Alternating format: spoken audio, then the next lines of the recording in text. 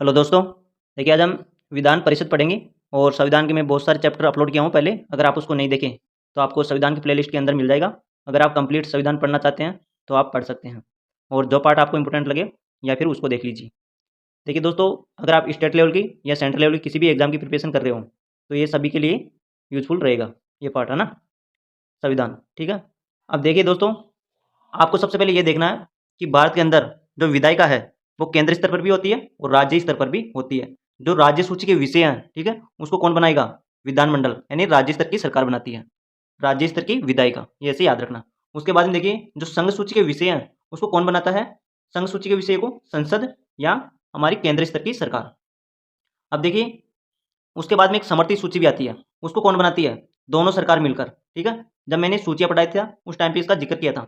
अगर आप उसको नहीं देखे तो पीछे आपको प्लेलिस्ट में एक वीडियो मिल जाएगा, उसको जाके देख लीजिए। ठीक है। अब देखिए, मैं राष्ट्रपति का पार्ट पढ़ा चुका हूँ, लोकसभा भी पढ़ा चुका हूँ और राज्यसभा पढ़ा चुका हूँ मैं। ठीक है। और ये संसद के अंग है तीनों, ये आपको ध्यान रखना है। अगर मैं इसकी आर्टिकल की बात करूँ तो आर्टिकल 52 के अंदर क्या है? राष्ट्रपति का वर्णन।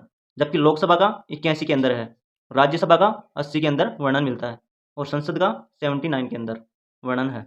उसके बाद में देखिए विधानमंडल। अब विधानमंडल राज्य स्तर पर होती है। अब देखिए विधानमंडल, विधानमंडल के अंग देखिए कौन कौन से अंगों से मिलकर बनती है? राज्यपाल, विधानसभा और विधान परिषद। राज्यपाल भी मैं पढ़ा चुका हूँ, विधानसभा भी मैं पढ़ा चुका हूँ और आज हम पढ़ेंगे विधान परिषद।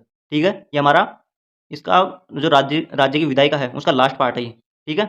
और मैं केंद्र स्तर की जो विधायिका उसको कंप्लीट पढ़ा चुका हूँ और राज्य की जो विधानमंडल है, ठीक है, उसका आज मैं लास्ट पार्ट पढ़ाऊंगा। अब देखिए, सबसे पहले आपको यह पता होना चाहिए।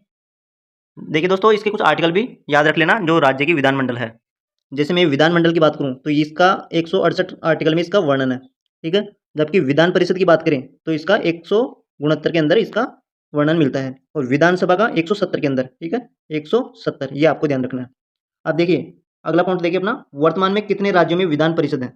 देखिए दोस्तों, पहले 7 राज्यों के अंदर था विधान परिषद थी, लेकिन जब जम्मू कश्मीर केंद्र शासित प्रदेश बना उसके बाद में 6 राज्य के अंदर ही अब विधान परिषद है। ठीक है। अब कौन कौन से राज्य में है वर्तमान में?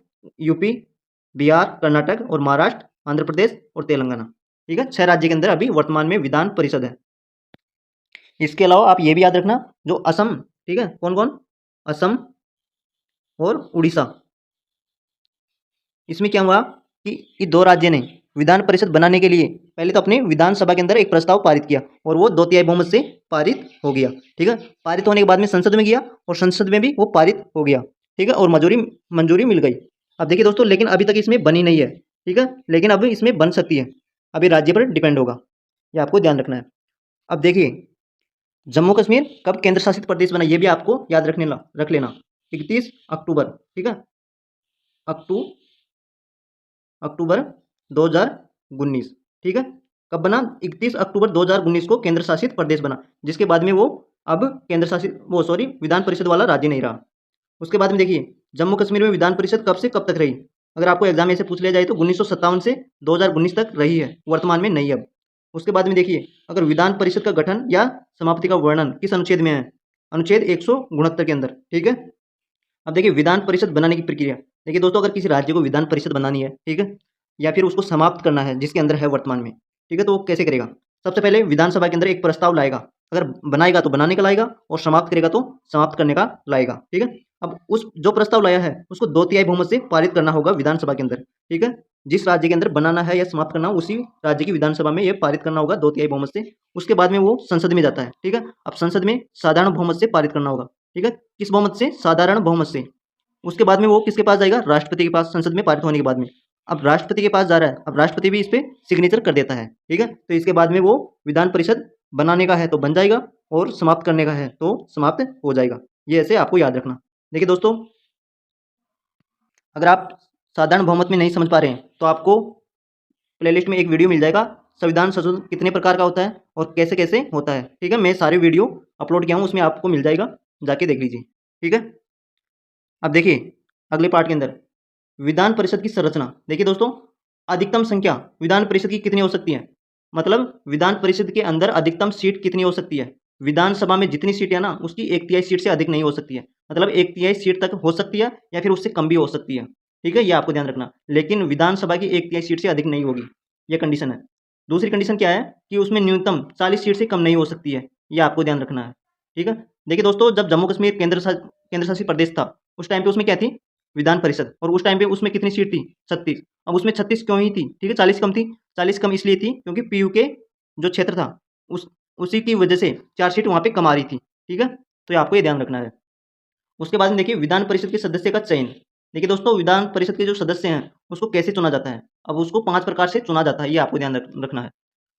अब देखिए, उसमें 1/3 सदस्य, जो भी विधान परिषद के सदस्य हैं, ठीक है, टोटल उसके 1/3 सदस्य कहाँ से आएंगे, स्थानीय संस्थाएं, ठीक है, नगर पालिका, नगर परिषद, जिला बोर्ड के द्वारा भेजा जाता है। ठीक है, किसके द्वारा आते हैं वहाँ पे, स्थानीय संस्थाएं, नगर पालिका, नगर परिषद और जिला बोर्ड के द्वारा। ठीक है, ये आपको ध्यान रखना। अब 1/3 सदस्य ही विधानसभा के द्वारा भेजा जाता है, तो मैंने विधानसभा पढ़ाया था, उस टाइम पे भी बताया था इसको। ठीक है, उसके बाद में देखिए 1/6 सदस्य, ठीक है, जो विधान परिषद के टोटल सदस्य हैं, उसका 1/6 सदस्य राज्यपाल के द्वारा मनोनीत किया जाता है। जब मैंने राज्यपाल पढ़ाया था, उस टाइम पे भी इसका जिक्र किया था।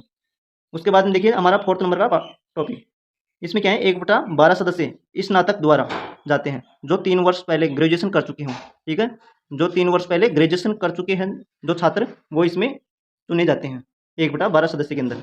उसके बाद में देखिए 5 नंबर का टॉपिक, उसमें क्या है, 1/12 सदस्य ही अध्यापक। अब अध्यापक कौन से होंगे, जो गवर्नमेंट टीचर है, ठीक है, जो सरकारी अध्यापक है, जो 3 वर्ष से शिक्षा दे रहे हैं। ठीक है, ये आपको ध्यान रखना है। वो इसमें 1/12 सदस्य में उसका भी चयन होता है विधान परिषद के अंदर। उसके बाद में देखिए, विधान परिषद के जो सदस्य हैं उसका कार्यकाल 6 वर्ष का होता है। ठीक है, 6 वर्ष का, लेकिन प्रत्येक 2 वर्ष के अंदर 1/3 सदस्य का चयन किया जाता है, और उनकी जगह 1/3 सदस्य का पद भी खाली होता है। ठीक है, जैसे अपना राज्यसभा का होता है। ठीक है, राज्यसभा का सेम ही यहाँ पे विधान परिषद के अंदर होता है। ठीक है, ये आपको ध्यान रखना है। उसके बाद में देखिए अगला पार्ट, विधान परिषद सदस्य की योग्यता।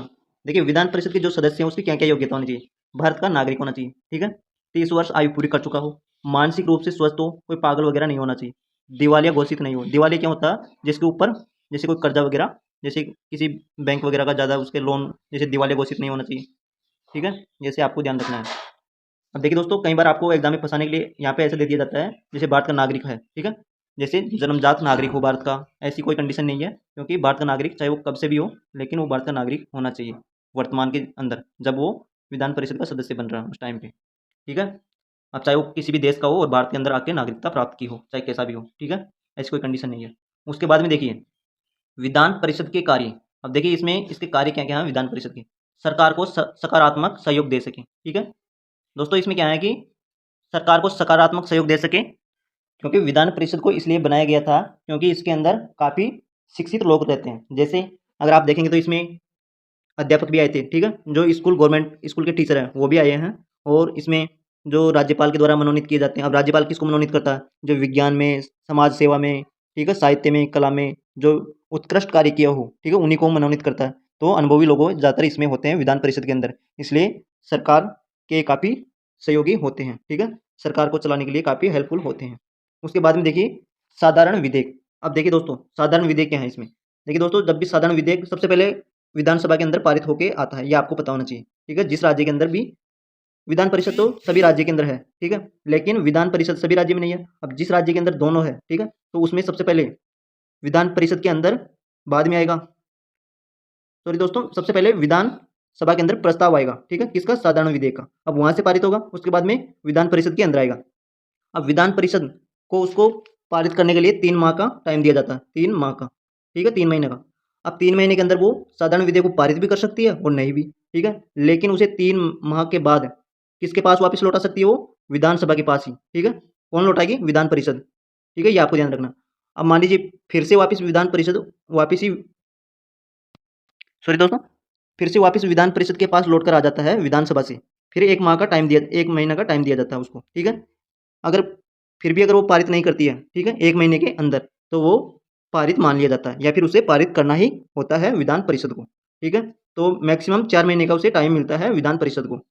उसके बाद में देखिए 3rd नंबर का टॉपिक, धन विधेयक। धन विधेयक में विधान परिषद को 14 दिन का टाइम दिया जाता है। कितने दिन का, 14 दिन का टाइम दिया जाता है। वो इसे 14 दिन में अंदर उसको पारित करना होता है। ठीक है, अब देखिए दोस्तों, आपको यहाँ पे इसकी सीटें भी पता होनी चाहिए। जो मैक्सिमम है वो तो आपको याद रखना ही है, और बाकी जो प्रत्येक राज्य की याद रखना चाहते हैं तो वो भी आप रख सकते हैं। ठीक है, लेकिन जो मैक्सिमम किस राज्य की वो तो याद रखनी है। देखिए सर्वाधिक विधान परिषद की सीटें किस राज्य के अंदर है? यूपी के अंदर है, उत्तर प्रदेश, ठीक है, कितनी है? 100, ठीक है। जबकि आप अदर राज्य की भी याद रख सकते हैं, जैसे महाराष्ट्र की रखेंगे तो कितनी है? महाराष्ट्र, महाराष्ट्र की है 78, ठीक है। जबकि बिहार की कितनी है?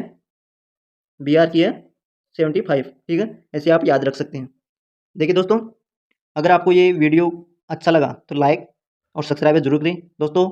आप इसको सब्सक्राइब करके इसको सपोर्ट करो थोड़ा बहुत ही चैनल को, जो आगे बढ़े, ठीक है। और मैं हर सब्जेक्ट लेके आऊँगा, जब हमारा संविधान कंप्लीट हो जाएगा तब अपन ज्योग्राफी और भूगोल उठाएंगे, सॉरी ज्योग्राफी और हिस्ट्री उठाएंगे, ठीक है दोस्तों। और आपको ये कुछ समझ में आ रहा है तो लाइक और सब्सक्राइब भी जरूर करें। थैंक यू दोस्तों।